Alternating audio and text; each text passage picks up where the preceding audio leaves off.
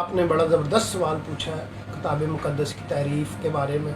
उसके तब्दील हो जाने के बारे में। ये बात याद रखें, ये हम उलमा से सुनते हैं, लेकिन कुरान मजीद में से हमें इसके बारे में एक भी नस्स सरी नहीं मिलती, एक भी आयत ऐसी नहीं मिलती जिससे हमें पता चलता हो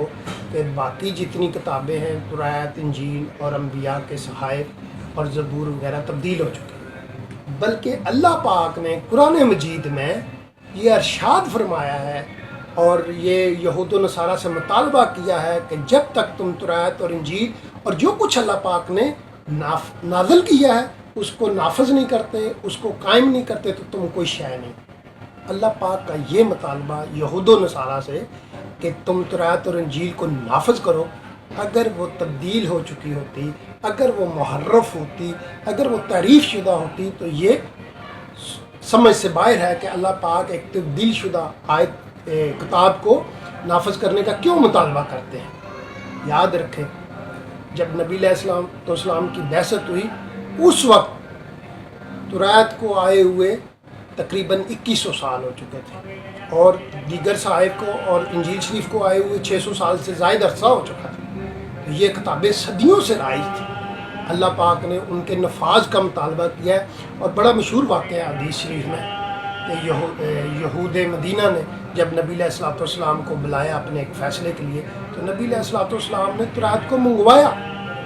और उसे एहतराम दिया, उसे तकिए पे रखा। और ये वो नकल थी उन हज़ारों नकूल में से एक नकल यहूद मदीना के पास भी तौरात की थी जो नबी अलैहिस्सलाम को पेश की गई, सदियों से चली आने वाली किताब जिसे नबी पाक ने इज़्ज़त दी, एहतराम से उसे तकिए पे रखा और अल्फाज फरमाए, आमन तो भी की, मैं तुझ पर ईमान लाया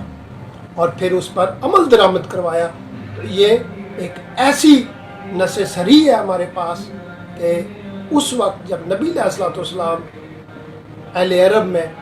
इस्लाम को पेश कर रहे थे, उस वक्त किताब मुक़द्दस जो है वो काबिल अमल थी, काबिल नफाज थी और कायम किए जाने के लायक थी। और अल्लाह पाक ने इसका यहूद व नसारा से 100% मुतालबा किया था कि जब तक तुम इस पर अमल नहीं करते, उस वक्त तक इसको कायम नहीं करते, जब तक उस वक्त तक तुम कोई शय नहीं। फिर अल्लाह पाक ने अहले अरब से भी एक बात की है, सूरह नंबर कुरान मजीद की 28 उसकी आयत नंबर 49 में कि अगर तुम सच्चे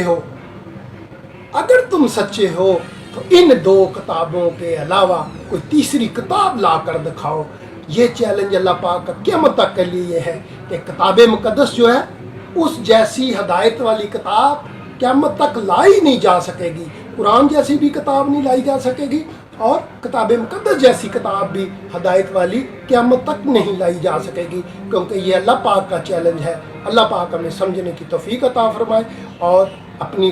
किताबों पर अमल करने की तौफीक अता फरमाए। व आखिर दावाना अनिल हम्दुलिल्लाहि रब्बिल आलमीन।